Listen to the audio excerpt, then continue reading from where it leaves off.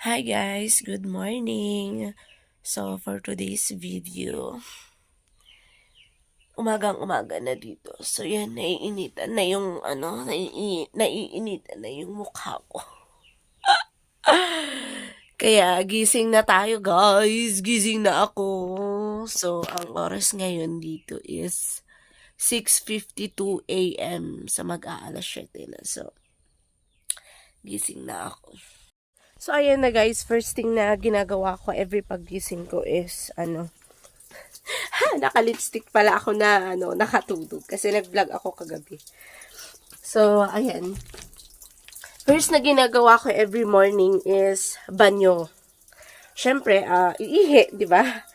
And magmumumog, mag-toothbrush. So ayan. Ito, andito na naman ako sa aming banyo na napaka-cute. And with my fresh air water. Malinis yung tubig namin dito, syempre. Maghihilamos ako.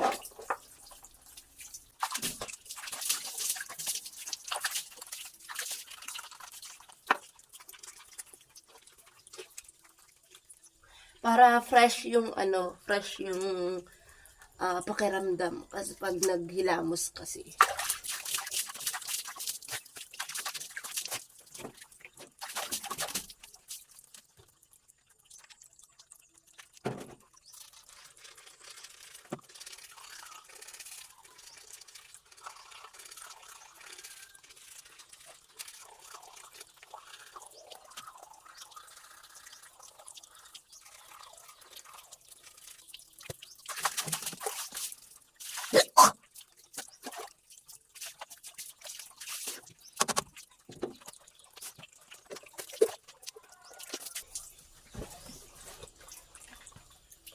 So, syempre, hindi pwedeng makalimutan ang isa pang dapat na gawin.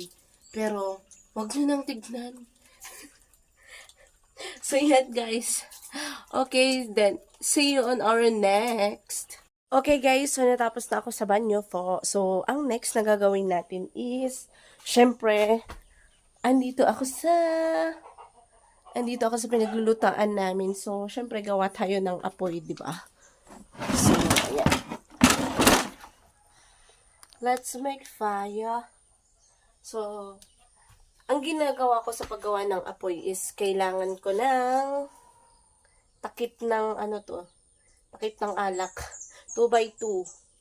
Kasi mabilis lang siyang kapag mabilis lang siyang mag-apoy. So, ayan.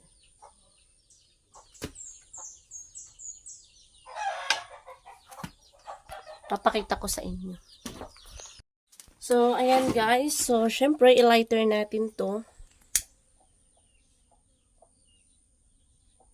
See? So, ganito lang. Very, very easy kung paano mag-apoy. So, ganyan. Kapag nakatayo na yan, kahit maliit lang siya na apoy, tapos ilagay natin dito sa gitna. Yan. Dito. Tapos, syempre, maglagay na tayo ng kahoy.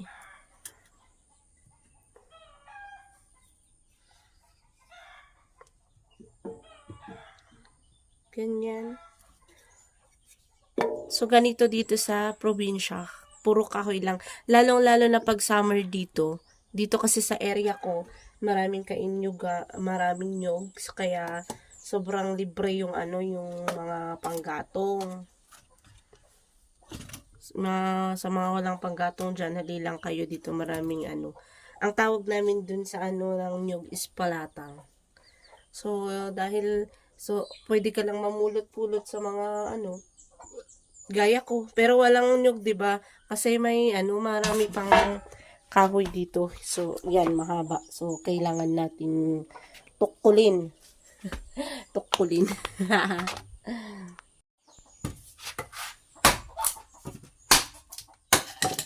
So easy.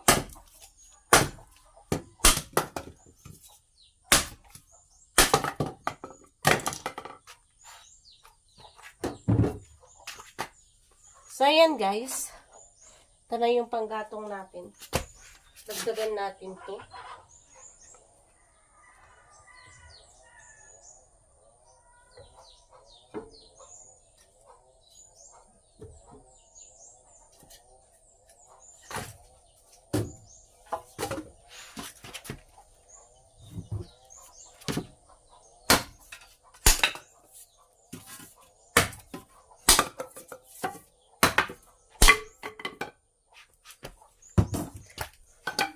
So, pag ganitong summer or maraming mga panggatong, hindi na kami gumagamit ng gasol. Kapag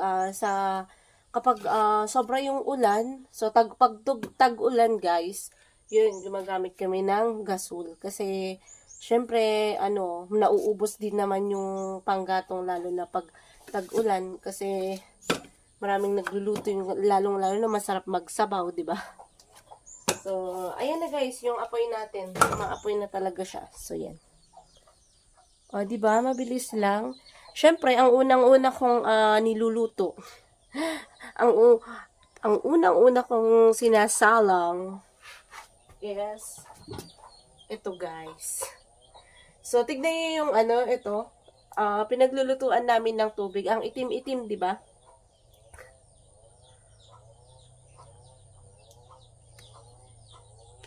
Pero okay lang yan. Siyempre talagang maitim siya kasi nakadirect siya sa apoy. Pero malinis po sa loob. Huwag po kayo mag-alala. Nililinisan naman namin to kapag nilalagyan namin ng tubig. Pero siyempre yung takip lang. 'Di ba? Hindi naman pwedeng kada magluto ka ng tubig sa minsan kasi kapag may pumupunta dito sa bahay nagluluto ng tubig, alangan naman kada luto mo ng tubig huhugasan mo yung mga ito. 'Di ba? So, wala na, masisira siya. Mas titibay ito pag hindi mo nililinisan to ng masyado. So, yun guys. Lagyan ko na siya ng tubig, then luto na. So, ayan na guys, nakasalang na. And syempre, so ganyan, habang nakasalang na yan pang kape, is syempre magre-ready na ako ng next. So, ang next is rice. Pero dahil marami kaming rice ngayon, tinignan ko yung yung kaldero namin. So, ayan. So, hindi na kailangan. 'Di ba? So, syempre, ang next, so marami pa magpapakain ng manok, pero mataas na kasi yung araw ako gumising, kaya wala na, nagsilalayas na yung mga manok namin. So, next na gagawin ko is antayin yung tubig at magkakape ako. Then, after that, see you again next. Ayan, habang hinahintay ko na kumulo yung yung kape ko is maglilinis ako. Syempre. Ito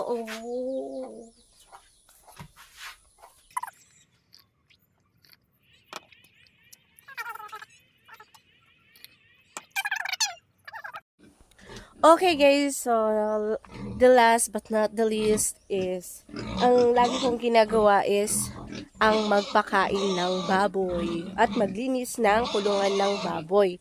So, yun, bakante yung isang kulungan ko doon kasi, yun nga, diba, yung nasabi ko sa last vlog ko na heat stroke.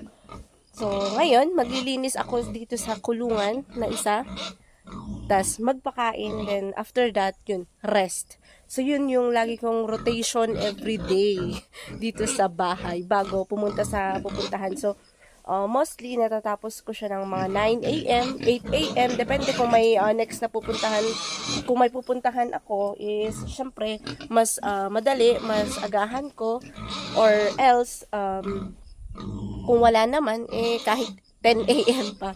Tapos, syempre, mainit ang panahon ngayon, so, dapat paliguan sila ng maaga para hindi mapasma pag kapag nasa 12 noon na magpakain. So, ayan na guys. Ako ay maglilinis na sa kanilang kulungan. So, 3 na lang ang natitirang baboy ko. At yan, mga drums. Kailangan na laging puno, pero wala na, nauubos na. Para ready para sa kanila na ipainom at saka ipaligo. Dapat hydrate sila. So, yan, tubig. Ganyan lang. So, diba? Paliguan muna bago sila kakain. And, syempre, yung kanilang mga poops itapon. Wala akong yung mga poops nila open pit. Di ba yung mga bahay dito is magkakalayo lang. So, okay lang. Diba? So, ayan.